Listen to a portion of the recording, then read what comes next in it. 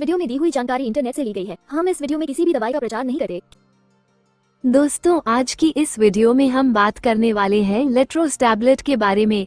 तो आज हम जानेंगे एक ऐसी दवाई जो फर्टिलिटी के लिए वंडर ड्रग है, वो है लेट्रोजोल। जब पहले लेट्रोजोल की खोज हुई थी तो वो ब्रेस्ट कैंसर की ट्रीटमेंट के लिए हम देते थे। ब्रेस्ट कैंसर जो हार्मोन डिपेंडेंट रहते थे, यानी कि हार्मोन शरीर में रहने से उनकी ग्रोथ होती थी, तो वो ग्रोथ को दबाने के लिए ये दवाइयां दी जाती थी। ये दवाइयां शरीर का ईस्ट्रोजन कम करती है, लेकिन इसके साथ रिसर्च में ऐसे पता चला कि ये अंडे को भी अच्छी तरह से बनाती है और ज्यादा अंडे निर्माण करती है, तो इसीलिए इसका यूज फर्टिलिटी में होने लगा। तो आइए हम जानेंगे कि ये लेट्रोजोल जब हम फर्टिलिटी के लिए यूज करते हैं, कंसीव करने के लिए यूज करते हैं, तो उसकी डोज क्या होनी चाहिए। वैसे देखा जाए तो आपकी शरीर की अच्छी जानकारी आपके डॉक्टर को रहती है, इसीलिए डॉक्टर जो आपके लिए डोज डिसाइड करेंगे वो आपके लिए सही डोज रहेगा। यूजुअली ये दवाई पीरियड के तीसरे दिन से दी जाती है। ये दवाई 2.5 मिलीग्राम की अवेलेबल रहती है। यूजुअली इसका डोज तीसरे दिन से 7वें दिन तक, यानी कि 5 टैबलेट का रहता है।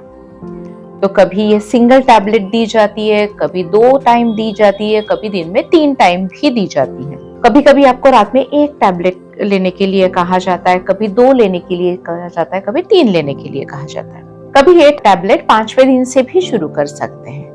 कभी कभी ये टैबलेट थोड़ी लंबी समय तक भी दे सकते हैं। तो डॉक्टर डिसाइड करेंगे कि आप में कौन सा प्रोटोकॉल यूज होगा। तो आइए हम जानेंगे इसके साइड इफेक्ट क्या होते हैं। इसके साइड इफेक्ट बहुत ही माइनर रहते हैं।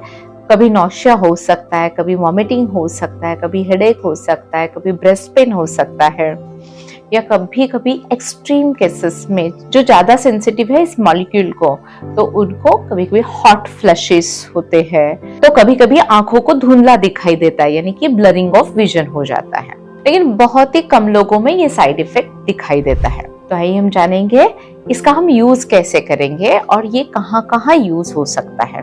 सबसे महत्वपूर्ण है पीसीओएस के पेशेंट में, जहां हमारे अंडे बनते ही नहीं है, तो अंडे बनाने के लिए लेट्रोजोल का यूज किया जाता है। दूसरे महत्वपूर्ण यूज रहता है अनएक्सप्लेन इनफर्टिलिटी। इसका मतलब है कंसीव ना होने का कारण जिनमें समझ में नहीं आता है, उन लोगों में भी ये दवाइयां दी जाती हैं। कभी हम आईयूआई करते हैं तो आईयूआई के वक्त हमें 2 से 3 अंडों की जरूरत पड़ती है, तो भी हम आईयूआई साइकिल के दौरान ये दवाइयां यूज करते हैं। कभी ये दवाइयां हम HMG इंजेक्शन के साथ भी यूज करते हैं। जो गोनाडोट्रोपिन इंजेक्शंस हम ज्यादा अंडे बनाने के लिए बनाते हैं, तो उस कंडीशन में भी हम गोनाडोट्रोपिन इंजेक्शन के साथ ये लेट्रोजोल देते हैं। कभी ये दवा हम IVF के दौरान देते हैं।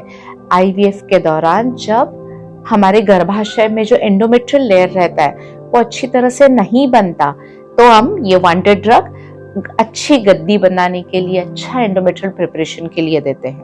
और जैसे मैंने पहले ही बता दिया था कि ये ब्रेस्ट कैंसर ट्रीटमेंट में भी दवाई हम देते हैं।